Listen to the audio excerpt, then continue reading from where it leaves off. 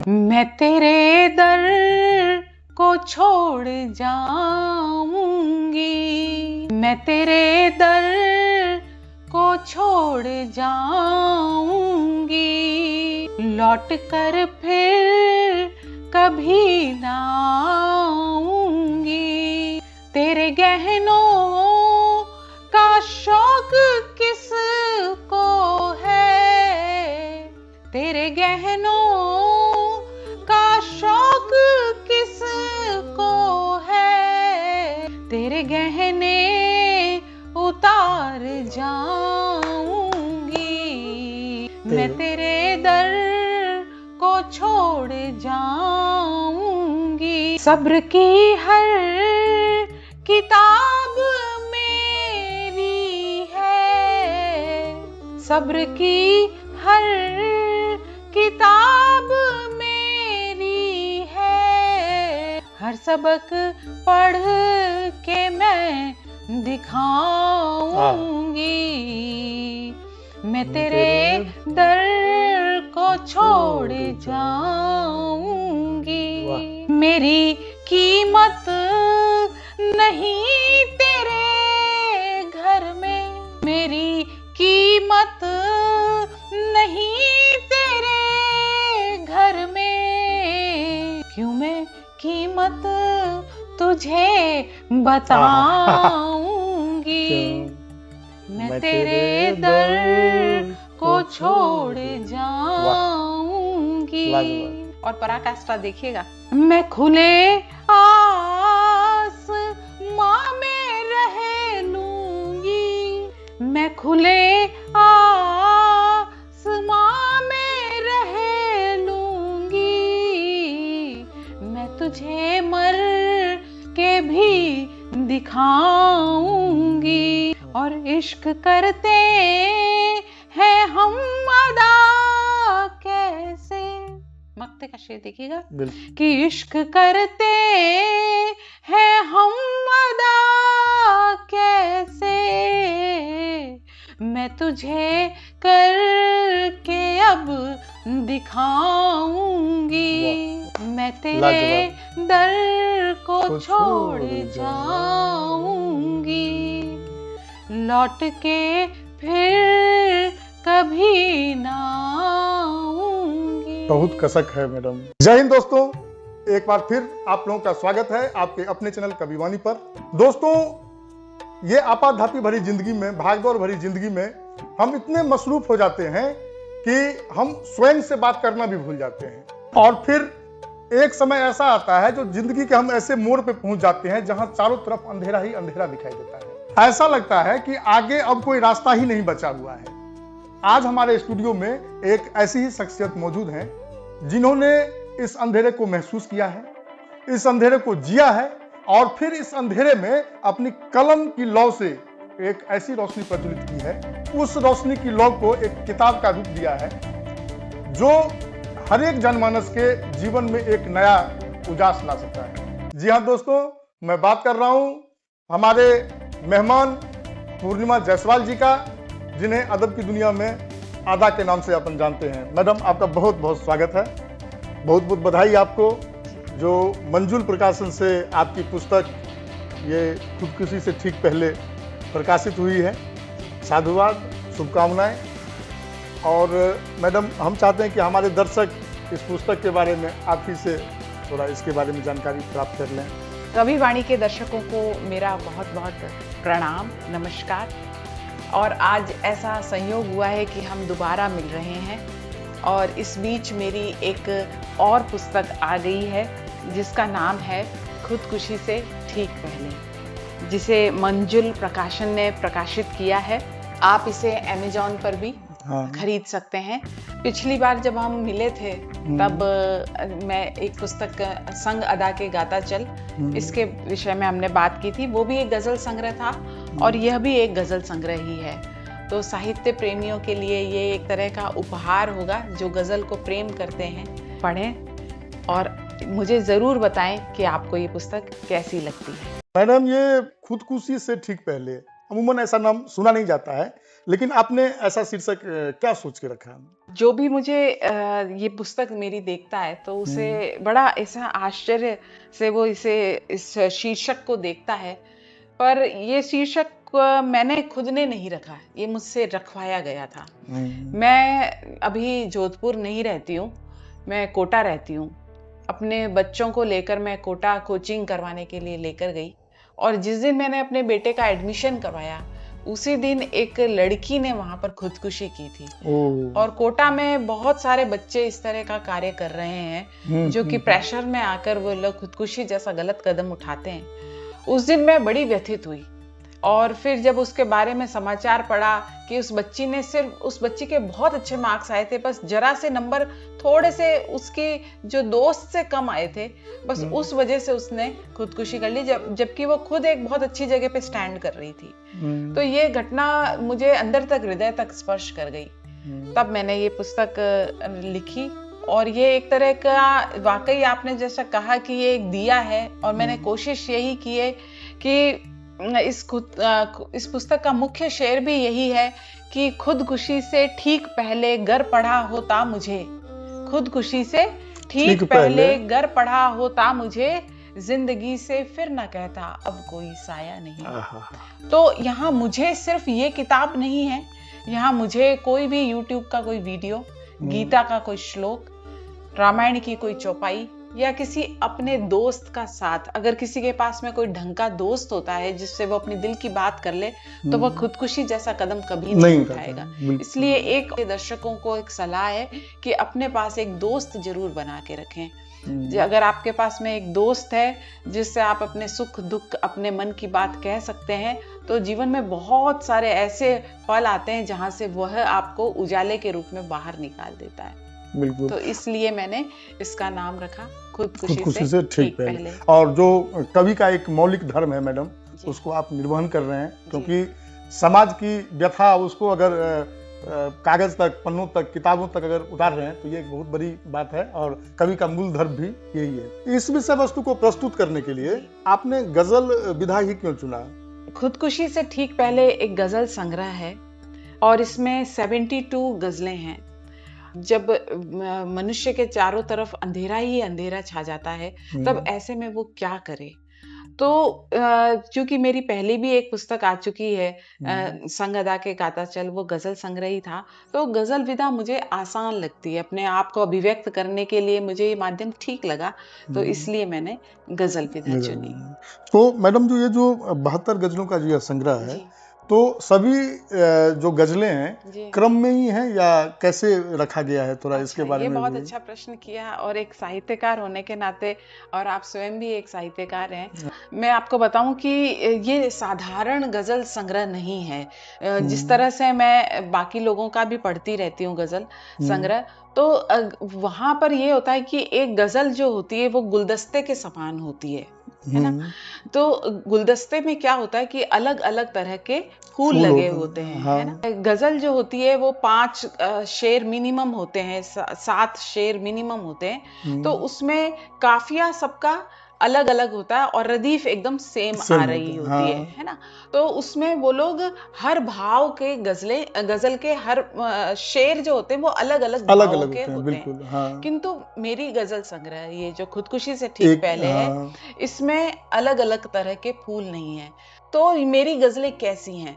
तो मेरी गजलें एक पेड़ की भांति हैं। पेड़ का एक स्तंभ होता है, तना होता है, तो किसी मतला को जब मैं स्थापित करती हूँ, किसी समस्या को, किसी कथन को स्थापित करती हूँ, 2 पंक्तियों के अंदर मैंने उस कथन को स्थापित किया, उसके बाद में जो विकास चलता है, गजल का जो विकास हो रहा है, वह मतले के साथ साथ चलता है, उसके इर्द गिर्द नहीं चलेगा, मतलब भटक नहीं बदलेगा नहीं। जो आपने जो तना स्तंभ, जो जिस पेड़ का, अगर वो आम का पेड़ है तो वो आम का ही रहेगा अंत तक, और वो उसी स्तंभ पर पूरी गजल का मैंने निर्माण करती हूँ, विकास करती हूँ, और अंत में जो शेर आता है वो इस तरह का आता है जैसे किसी मुसाफिर को छाया मिल गई हो और वो वहीं ठहर गया हो। तो इस तरह से मैंने हर गजल के प्रति इतना कार्य किया है कि जरा सा भी भटकाव ना हो, अलग अलग फूल रखने का कोई औचित्य नहीं था, क्योंकि विषय ऐसा था। इसमें एक भी गजल आपको ऐसी नहीं मिलेगी जो कि खुदकुशी से ठीक पहले इसके अलावा कोई विषय को इंगित करती हो। गजलें तो मैं बहुत सारे हर विषय पे कहती हूँ, किंतु इसमें 72 गजलें हैं और सारी की सारी गजलें ठीक उसी बात को स्थापित करती हैं कि एक जब मनुष्य जब अंधेरे में होता है तब उसके अंदर कैसे कैसे भाव उठते हैं। कभी उसका मन करता है किसी को खूब सारी अवहेलना की जाए, किसी की बुराई की जाए, कोई आपको छोड़ के चला गया हो उसे दंडित करने का मन करता है। कभी मन करता है कि हम अपनी ही प्राण दे दें, कभी मन करता है कि उसके प्राण ले लें। तो इस तरह के जो उतार चढ़ाव जो मनुष्य के भीतर चलते हैं, उन्हीं उतार चढ़ावों को इस पुस्तक में प्रस्तुत किया गया है। एक गजल मैं छोटे से बेर की सुना देती हूँ आपको। स्वागत जी। जाने किस जुर्म की वो सजा दे गया। जब खुदकुशी करने से ठीक पहले हम अंधेरे पक्ष को देखते हैं तब क्या क्या उद्गार चल रहे हैं, तो वो आप देखिएगा कि जाने किस जुर्म की वो सजा दे गया, दोस्त बनकर के मुझको दगा दे गया, अपने हिस्से तो उसने उजाला रखा और अंधेरों का मुझको पता दे गया। याद आता नहीं मुस्कुराई थी कब, आंसुओं की हो जैसे दुआ दे गया, काम करती नहीं है दवा भी कोई, जख्म ऐसा मुझे वो हरा दे गया। उसने फूलों को खुद के लिए चुन लिया और कांटों भरा बिस्तरा दे गया, मैं उसे अपना रब मानती ही रही, वो दया की जगह जाने क्या दे गया। अब कहाँ जाऊं किस पे भरोसा करूं, उलझनों का सफर एक नया दे गया, अब बचा है सिर्फ मौत का रास्ता, इश्क करने की शायद सजा दे गया। जाने किस जुर्म की वो सजा दे गया, दोस्त बनकर के मुझको दगा। सारे दिन एक जैसे नहीं होते, तो कभी ईश्वर को धन्यवाद करने का भी मन करता है और उसी शाम को आपको गुस्सा भी आ जाता है और ईश्वर से आप ये भी बात करते हो कि खुदा तूने क्या कर दिया ये सब कुछ। तो हर तरह के भाव जो कि मनुष्य जब परेशान होता है तब क्या सोचता है, और परेशान होने के बाद जब वो बाहर निकल कर आता है तब वो क्या सोचता है, फिर अगली जो सुबह होती है तब उसके अंदर कौन सा उजाला होता है, वो सब इस पुस्तक में है। इसमें जो शुरुआती गजलें हैं वो थोड़ी सी निराशाजनक है, जिसमें कि अवहेलना की गई है कि मैं तेरे दर को छोड़ जाऊंगी, लौट के फिर कभी ना आऊंगी, और तेरे गहनों का शौक किसको है, मैं तेरे गहने उतार जाऊंगी।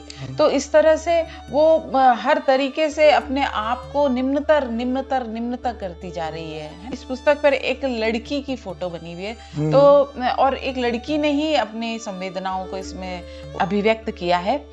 पूरी गजल जो है वो एक तरह से महिला प्रधान ही है। शुरुआत की जो 10 गजलें हैं वो थोड़ी निराशाजनक हैं, बीच में उसको थोड़ी ताकत आती है कि निराशा से ही काम नहीं चलेगा, तो वो जब वो ताकत लेकर आती है तब उसके अंदर क्या भाव आते हैं।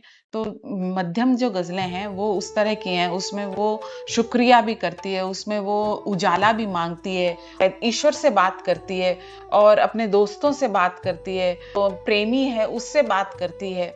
तो इस तरह की मध्यम की गजलें हैं और लास्ट में आते आते जिसमें वो सेल्फ लव पर आ जाती है कि खुद से मतलब जी कि वो खुद से प्रेम करना सीख जाती है और इस ख्याल को छोड़ देती है वो कि वो दर्पण देख कर मुस्का रही है, वो खुद से इश्क करती जा रही है। सेल्फ लव की भावना, और जब आदमी स्वयं से प्रेम करना लगता है तब वो इस तरह के कोई स्टेप नहीं उठाएगा कि मतलब वो सोच ही नहीं सकता, उसके पास में पूरे दिन इतना कुछ करने को होता है कि वो इस तरह के नेगेटिव कृत्य के बारे में तो सोच भी नहीं सकता। मैं भी पूरा पुस्तक तो नहीं पढ़ पाया हूँ, लेकिन जब इसको मैं पहला ही गजल पढ़ना प्रारंभ किया तो बहुत ही अच्छा लगा जी। तो मैं चाहता हूँ कि हमारे दर्शक भी इससे ही एक बार रूबरू हो जाएं। आपको मेरी गजल पसंद आई उसके लिए बहुत बहुत धन्यवाद। कि लौट कर फिर जिंदगी में वो कभी आया नहीं, जिंदगी जीने का उसको रास्ता पाया नहीं, जब समझ में आ गया उलझा हूं मैं एक जाल में, उसने रुककर उलझनों को फिर क्यों सुलझाया नहीं। और सोचता एक बार तो माँ बाप के बारे में कुछ, कौन सा उपहार अब तक उनसे जो पाया नहीं। एक प्यारा दोस्त होता है सभी के पास में, क्या किसी एक दोस्त ने ही उसको समझाया नहीं। खुदकुशी से ठीक पहले घर पड़ी होती अदा, जिंदगी से फिर ना कहता अब कोई साया नहीं। वाह। एक आपको एक बात बताना चाह रही हूँ, कोई भी शायरी होती है उसमें अगर कोई नेगेटिव बात कही जाती है, जैसे कि इस पूरी शायरी में नेगेटिव बात उसने उसको खूब जम के पीटा है। यहाँ पर जो अंधेरा भी है ना, वो हकीकत में उजाले का काम कर रहा है। जो पढ़ने वाला जो पाठक है ना, वो कभी भी वो ये नहीं कहेगा, वो अपने भाव तो कर रहा है लेकिन संदेश वो ये कह दे रहा है पाठकों को कि ये चीज ठीक नहीं है। गजल तरन्नुम में आ जाए तो और बेहतर हो जाएगा, तो मैं चाहता हूँ कि एक दो गजल आप बताएं कि कौन सी सुनाऊं। मुझे उसने कभी समझा नहीं था, वो मेरा हो के भी मेरा नहीं था। जरा सा वक्त ही तो चाहती थी, मगर हक में मेरे इतना नहीं था। अदा कैसा सफर ये जिंदगी का, सफर तन का हुआ मन का नहीं था। मुझे उसने कभी समझा नहीं था, वो मेरा हो के भी मेरा नहीं था। मैं ये गजल पढ़ रहा था जी। उजाला मन में भरता जा रहा है, मेरा चेहरा निखरता जा रहा है। जी। अदा कैसा ये खुद से प्यार करना, मेरा हर जख्म भरता जा रहा है। जी। लास्ट में खुद से मोहब्बत करना, ये सफर कैसा रहा? उजाला मन में भरता जा रहा है, मेरा चेहरा निखरता जा रहा है। जब ज्ञान रूपी उजाला आपके भीतर आ जाता है, तब आपके चेहरे पे भी निखार आने लगता है।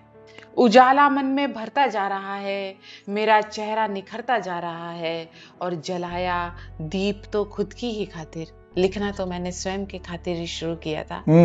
जलाया दीप तो खुद की ही खातिर, जहां रोशन वो करता जा रहा है, और उस दीपक में कितने ही लोग रोशनी ले रहे हैं। जलाया दीप तो खुद की ही खातिर, जहां रोशन वो करता जा रहा है।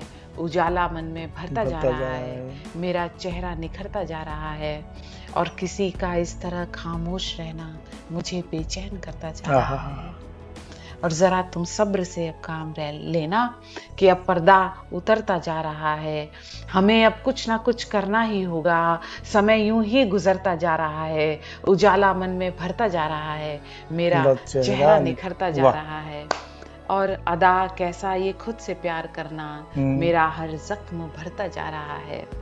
तो जहाँ पर हम उजालों की बात करते हैं, फिर एक एक जब हम स्टेप आगे उठाते हैं, उठते जाते हैं हमारे स्टेप कदम दर कदम, तो हम उजालों के और निकट और निकट और निकट आते जाते हैं। और जब हम उसके निकटतम पहुंचते हैं, तब हम स्वयं से प्रेम करना सीख जाते हैं। हम किसी से प्रेम की भीख नहीं मांगते हैं, स्वयं में ही अपना उजाला ढूंढ लेते हैं, स्वयं में ही अपना शिव शक्ति ढूंढ लेते हैं। तो चूंकि मैंने अभी आपको थोड़ी देर पहले बताया था, इस पुस्तक के बाद में मेरी एक और पुस्तक आ रही है, शिव शक्ति, जो कि हिंदी में है, जिसे मंजुल प्रकाशन ही प्रकाशित कर रहा है। ये समझ लीजिए कि ये जो गजलें हैं वह इस पुस्तक की भूमिका के स्वरूप में है। वो गद्य में है, वो नॉवेल है, उपन्यास है, ये दोनों लगभग एक साथ ही इसका सृजन हुआ है। शिव शक्ति जो है, जो मेरी नॉवेल है, वो यही कहती है कि आप स्वयं से प्रेम करो। जब मनुष्य स्वयं से प्रेम करना सीख जाता है,